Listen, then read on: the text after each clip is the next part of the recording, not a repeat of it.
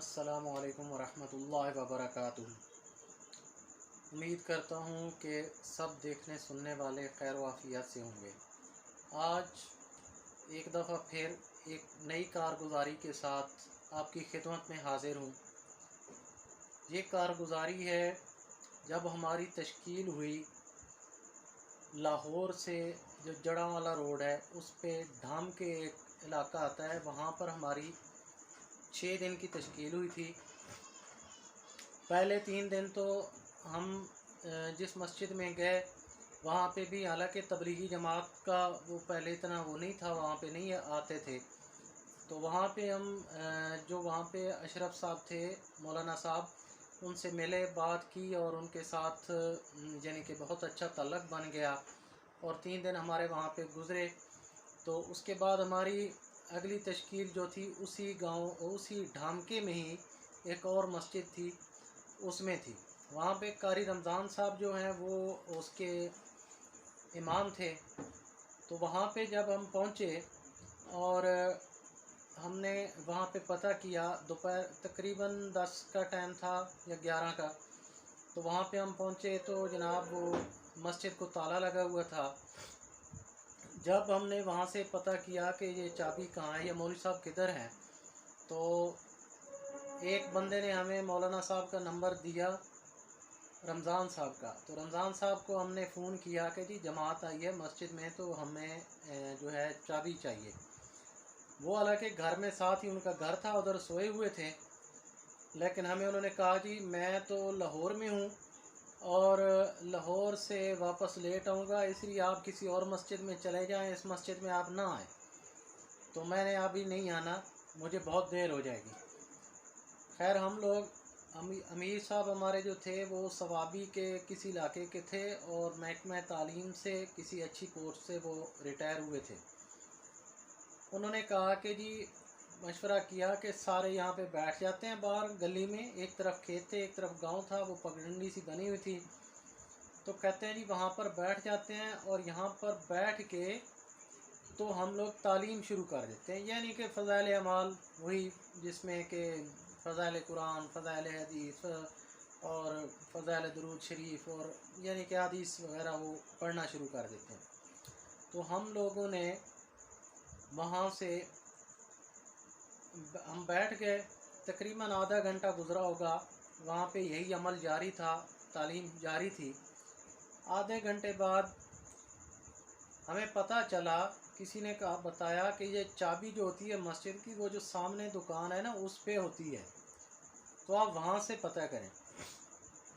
साथी तालीम में बैठे रहे, एक दो साथी गए वहाँ पे दुकान पे, उन्होंने पता किया और उनसे चाबी मांगी, तो वो कहता है कि भाई मेरे पास तो चाबी नहीं है। वापस आके फिर वो बैठ गए। तो अमीर साहब कहते हैं भाई अल्लाह ताला आसानी का मामला फरमाएगा, आप लोग जो है बस दिल से अल्लाह की तरफ मुतवज्जो हो जाओ और अल्लाह से मांगो। ऐसे ही 10-15 मिनट और गुजरे, तालीम हमारी जारी थी कि एक औरत किसी काम से घर से बाहर निकली, तो वो हमें उसने जमात को देखा कि ये बाहर बैठे हैं, तो दुकान वाले के पास जाके उसको वो गालियाँ निकाली, कहते हैं वो मौलवी आए हुए हैं मस्जिद के बाहर बैठे, उन्हें मस्जिद में क्यों नहीं जाने देते, चाबी क्यों नहीं दे रहा। वो कहता है जी वो कारी साहब जो हैं इमाम साहब मस्जिद के, वो तो नाराज़ हो जाएंगे। तो उसने खैर उसकी ना जो औरत के आई गालियाँ निकाली, उसको कहते हैं दे चाबी इधर। उस औरत ने हमें ला के चाबी दी। हमने खैर मस्जिद का दरवाज़ा खोला, ताला खोल के अंदर चले गए, जाके बैठ गए, जो जमात की रूटीन होती है। खैर उसके बाद हमारी जो जमात थी उसमें एक मैं पंजाब का था और एक भाई हमारे और थे, भाई याकूब साहब, वो पंजाब के थे, बाकी सारे लोग जो है वो पख्तूनख्वा के थे। तो मैं और एक और साथी कुछ सामान ख़रीदने बाहर चले गए, तो पीछे से इमाम साहब आ गए। इमाम साहब जैसे ही आए तो उन्होंने कहा भाई कौन हो, कहाँ से आए हो। तो अमीर साहब ने कहा कि मैंने उन्हें कहा था कि मैं इन इलाकों का वाकिफ़ हूँ और यहाँ की चीज़ों का मुझे पता है, तो आप अगर वो आए तो उन्हें कहना कि भाई बंदा आ रहा है, वो आपसे बात करेगा, आप जो है वो थोड़ी देर रुक जाएं। बहरहाल वो आए कारी साहब, तो उन्होंने कहा कि हाँ जी कैसे आए हो? कहते हैं जी बस कोई नहीं, हम 1 2 3 दिन इधर रहेंगे, लेकिन हमारा बंदा आ रहा है, वो आपसे बात करेगा। खैर मैं आ गया। जब वापस आए तो मुझे अमीर साहब ने कहा कि वो कारी साहब आए थे तो ऐसे है। मैंने कहा चलो, वो फिर वापस चले गए थे। तो वो जो है नमाज पे आए, फिर तो मैंने उनसे मुलाकात की।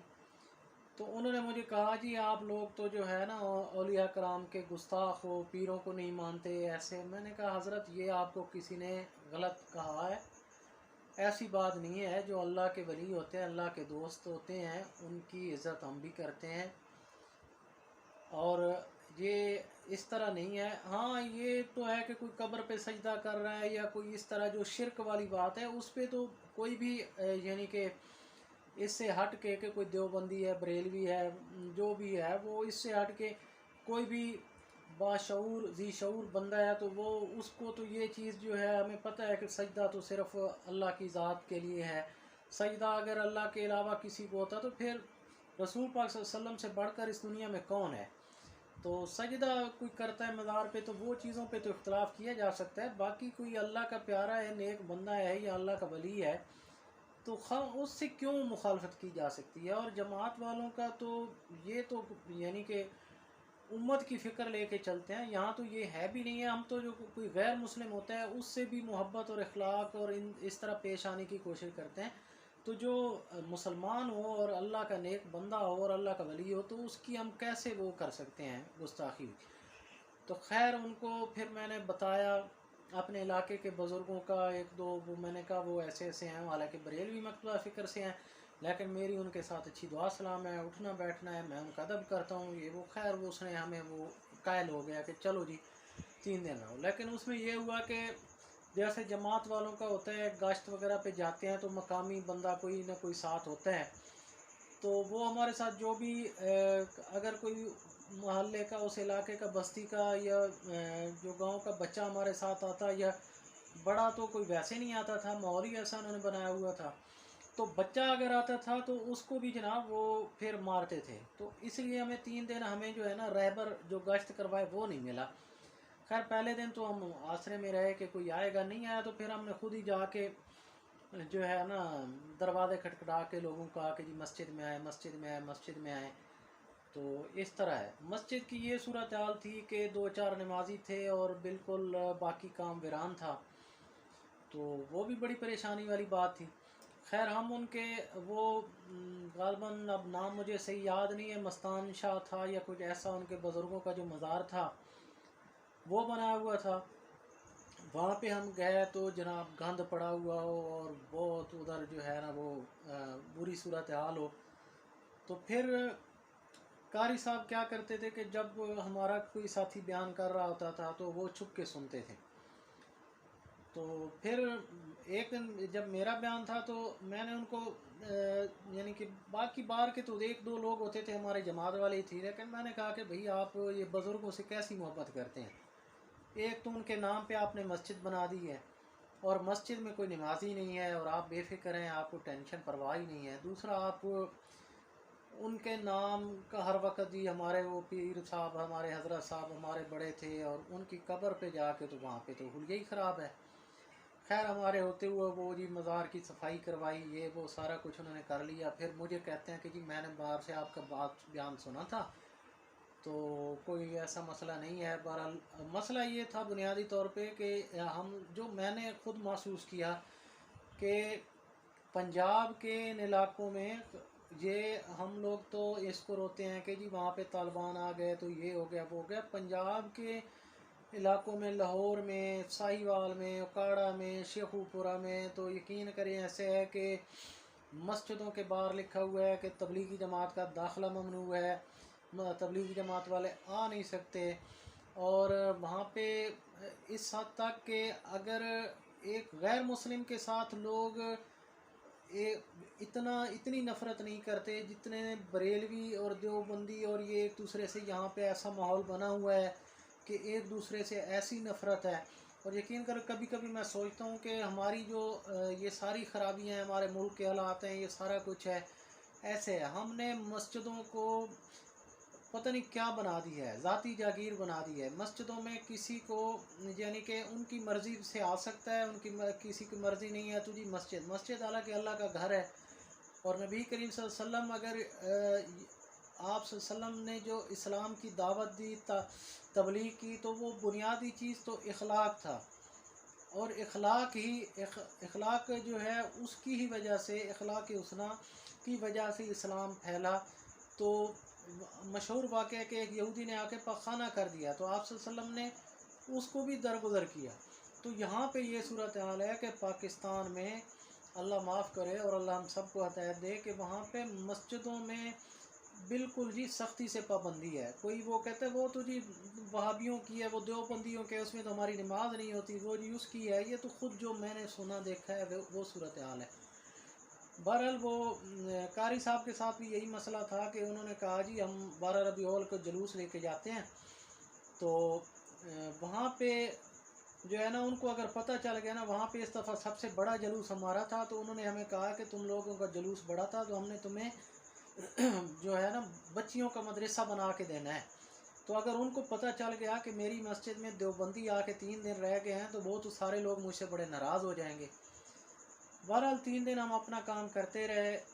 ये फ़र्क पड़ा कि जो कारी साहब सबसे लड़ते थे और किसी को हमारे साथ नहीं आने देते थे, आखिरी दिन उन्होंने जनाब लड़कों को दौड़ाया, हमें घर से जूसर ला के दिया। वहाँ पे चूँकि स्ट्रॉबेरी के बहुत खेत थे, तो वहाँ से खेतों से स्ट्रॉबेरी ला के दी। हमें कहते हैं जी मिल्क शेक बनाओ अपने, और फिर लड़कों को भेजा वहाँ से जी सब्जियाँ ले आओ। कई वो सुर्ख रंग के आलू वहाँ पे उस इलाके में थे, वो ला के दे दिए। यानी कितना उन्होंने आखिरी दिन हमारा इकराम किया कि हम उस तश्कील के बाद हमारी वापसी थी रायविंड।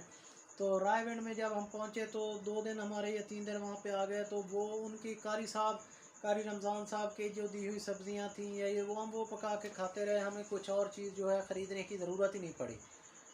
तो भाई जब हम लोग एक दूसरे से दूर होते हैं और सुनी सुनाई बातों पे चलते हैं, तो फिर नफ़रत ही बढ़ती हैं। पाकिस्तान में एक तो हर बंदा यहाँ पे जो है ना हकीम है। आपको कोई भी दुख तकलीफ़ है, परेशानी है, आप किसी से बात करते हैं तो आपको आगे से वो यही कोई ना कोई मशवरा दे देगा, चाहे वो कहीं खेतों में खड़ा और जंगलों में खड़ा चरवाहा क्यों ना हो, वो आपको आपकी बीमारी का कोई ना कोई इलाज बताएगा। दूसरी बात यह है कि यहाँ पे मुफ्ती इतने पाए जाते हैं कि बेहिसाब, हर जगह जिससे को देख लो वो अपना फतवा हाथ में लेके घूम रहा है। हालांकि जो बुनियादी काम है हमारा, हमारी मस्जिदें वीरान पड़ी हैं। हमारे बुज़ुर्ग 50 साल 70 साल 80 साल की उम्रें गुजार के इस दुनिया से जा रहे हैं, और उनका ना कलमा सीधा है, ना नमाज सही आती है, ना वज़ू के फ़र्ज़ पता है, ना गुस्ल के फ़र्ज़ पता है, ना हलाल हराम का पता है, तो जायज़ नाजायज़ का नहीं पता। ये एक मुसलमान के लिए बुनियादी चीज़ें हैं कि उसे पाकी नापाकी, हलाल हराम, ये इन चीज़ों का पता होना चाहिए। अब मसला ये है कि हम लोगों ने हम लोग आहिस्ता आहिस्ता दीन से दूर होते जा रहे हैं। जो मेरी समझ में आता है, जो मुझे समझ आ रही है, या जो मैंने माहौल में जाके देखा है, मुझे तो यही रास्ता नज़र आता है जो तबलीगी जमात वाले भाई काम कर रहे हैं। अपने पल्ले से पैसे खर्च करने, अपने पल्ले से अपना वक्त देना, घर बार छोड़ना और लोगों से गालियाँ सुनना, बाद का तो बहुत ज़्यादतियाँ होती हैं लेकिन फिर भी बर्दाश्त करना। और यकीन करें जब अल्लाह के रास्ते में होता है और कोई बंदा आपको गाली भी निकालता है ना, तो वैसे आम दिनों में तो गुस्सा आता है, लेकिन जब अल्लाह के रास्ते में गाली खाने का भी ना एक अपना ही मज़ा है। तो भाई हम सबको चाहिए, मुझ समेत, कि हमारे पास बहुत थोड़ा सा वक्त है।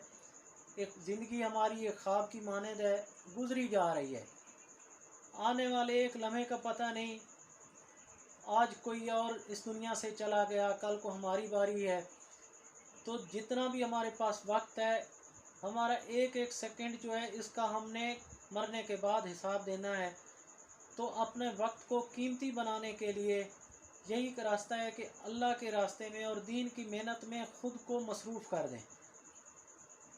इंशाअल्लाह अल्लाह ताला जो है हमारे हाल पे रहम फरमाएगा। हम गुनहगार लोग हैं, बंदा नियत कर सकता है, इरादा कर सकता है, कोशिश कर सकता है, दिलों के हाल अल्लाह जानता है। और जो हमारे अगर हिसाब किताब की बात हो तो फिर तो हम कुछ भी नहीं कर सकते, हमें कोई उम्मीद नहीं है, बस अल्लाह की रहमत से उम्मीद है, अल्लाह हमें माफ़ फरमाए। और अल्लाह ताला से दुआ है कि अल्लाह ताला मुझे आपको अपने हुक्म और प्यारे नबी करीम सल्लल्लाहु अलैहि वसल्लम के मुबारक तरीक़ों पर चलने वाला बना दे, और पूरी आप वसल्लम की जितनी उम्मत है उस सारी उम्मत की हदायत के लिए हमें ज़रिया बना दे। इंशाअल्लाह ज़िंदगी रही तो फिर किसी और वीडियो के साथ आप दोस्तों की खिदमत में हाज़िर होगा। तब तक इजाज़त दीजिए। अल्लाह हाफिज़।